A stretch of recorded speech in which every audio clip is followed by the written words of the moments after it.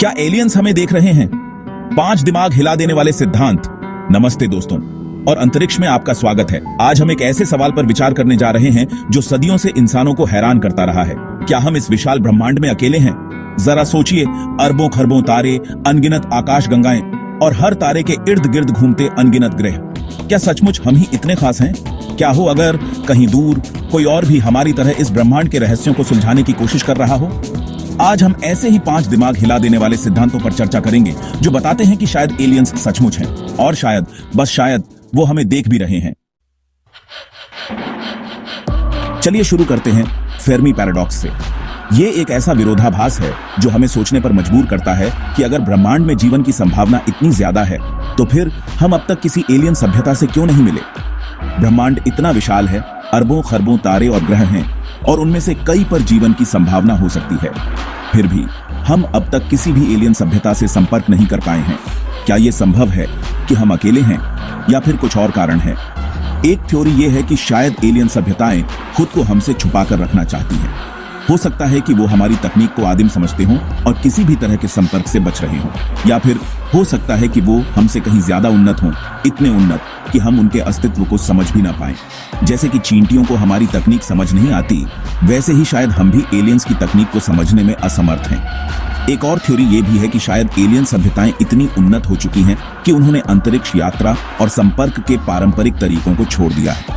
हो सकता है कि वो किसी और माध्यम से संपर्क कर रहे हों जिसे हम समझ नहीं पा रहे हैं। जैसे कि चींटियों को हमारी तकनीक समझ नहीं आती, वैसे ही शायद हम भी एलियंस की तकनीक को समझने में असमर्थ हैं। हो सकता है कि उनकी तकनीक इतनी उन्नत हो कि वो हमारे समझ से परे हो। एक और डरावनी थ्योरी ये भी है कि शायद हर सभ्यता एक खास सीमा तक पहुंचने के बाद खुद ही खत्म हो जाती है। हो सकता है कि युद्ध, प्राकृतिक आपदाएं या फिर खुद की बनाई तकनीक ही उनका अंत कर देती हो सकता है कि युद्ध, प्राकृतिक आपदाएं या फिर खुद की बनाई तकनीक ही उनका अंत कर देती हो। अगर ऐसा है तो क्या हमारा भी यही भविष्य है? क्या हम भी उसी रास्ते पर चल रहे हैं? अगर ऐसा है तो क्या हमारा भी यही भविष्य है, या हम इस चक्र को तोड़ने में कामयाब हो पाएंगे?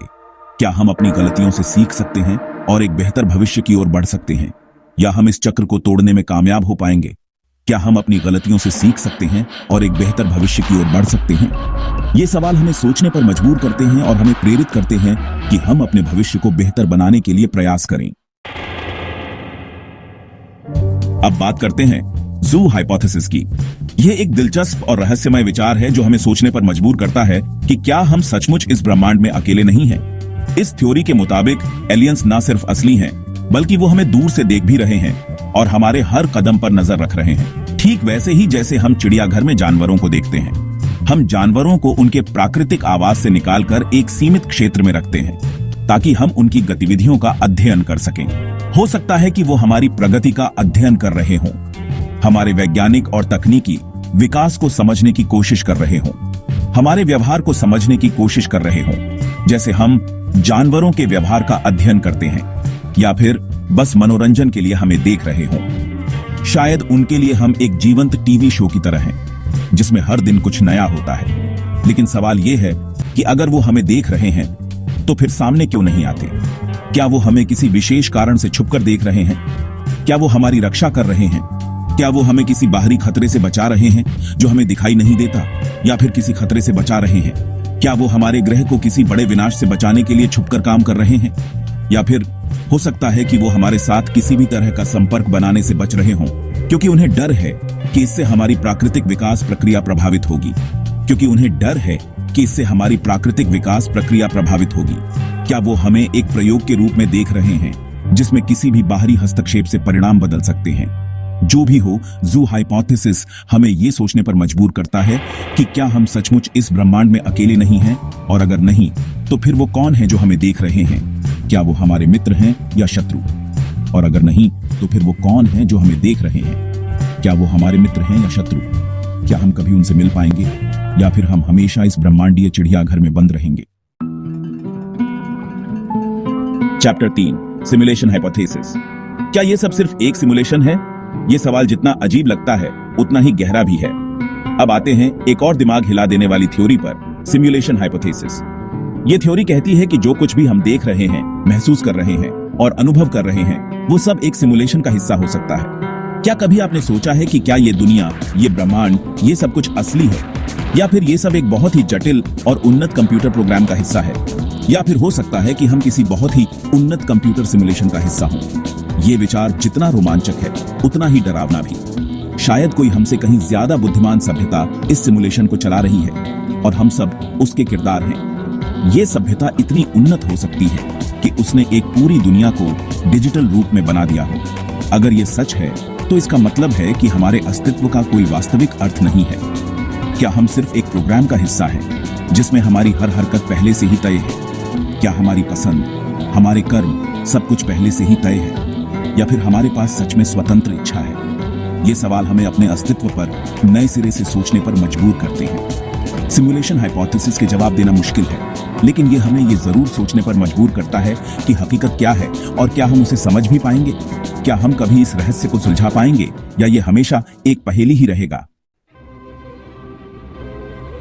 Chapter 4, ancient aliens. क्या एलियंस पहले भी धरती पर आ चुके हैं? अब बात करते हैं एंशिएंट एलियंस थ्योरी की। दुनिया भर में कई ऐसी प्राचीन कलाकृतियां और इमारतें मौजूद हैं जिन्हें बनाना उस समय की तकनीक के हिसाब से नामुमकिन लगता है। मिस्र के पिरामिड, पेरू के नाज़का लाइंस, ईस्टर द्वीप के स्टैचू, क्या ये वाकई इंसानों ने बनाए थे या फिर किसी और का हाथ था इनके पीछे? एंशिएंट एलियंस थ्योरी के समर्थकों का मानना है कि अतीत में एलियंस धरती पर आ चुके हैं और उन्होंने ही इंसानों को ये सब बनाने में मदद की थी। हो सकता है कि उन्होंने ही हमें ज्ञान दिया, तकनीक सिखाई और हमारी सभ्यता को आकार दिया। Chapter 5, the great filter. क्या कोई बाधा हमें एलियंस से मिलने से रोक रही है? आखिर में बात करते हैं द ग्रेट फिल्टर की। ये एक ऐसी काल्पनिक बाधा है जो ब्रह्मांड में बुद्धिमान जीवन के विकास को रोकती है। ये बाधा कुछ भी हो सकती है, एक प्राकृतिक आपदा, एक खतरनाक तकनीक, या फिर खुद जीवन का स्वभाव। हो सकता है कि ज्यादातर सभ्यताएं इस बाधा को पार नहीं कर पाती और खत्म हो जाती हैं। अगर ऐसा है तो क्या हम भी इस बाधा का सामना करेंगे, या फिर हम पहले ही इसे पार कर चुके हैं? और अगर हमने इसे पार कर लिया है तो इसका मतलब है कि हम इस ब्रह्मांड में अकेले हैं। औत्रो, क्या हम अकेले हैं? तो दोस्तों, ये थे 5 दिमाग हिला देने वाले सिद्धांत जो बताते हैं कि एलियंस शायद असली हैं और शायद, बस शायद, वो हमें देख भी रहे हैं। अब आपकी बारी है। क्या आपको लगता है कि एलियंस असली हैं? क्या आप मानते हैं कि इनमें से कोई थ्योरी सच हो सकती है? हमें नीचे कमेंट करके जरूर बताएं। और अगर आपको ये वीडियो पसंद आया हो तो इसे लाइक करें, अपने दोस्तों के साथ शेयर करें और हमारे चैनल को सब्सक्राइब करना ना भूलें ताकि आपको अंतरिक्ष के ऐसे ही और भी रहस्यों के बारे में पता चलता रहे।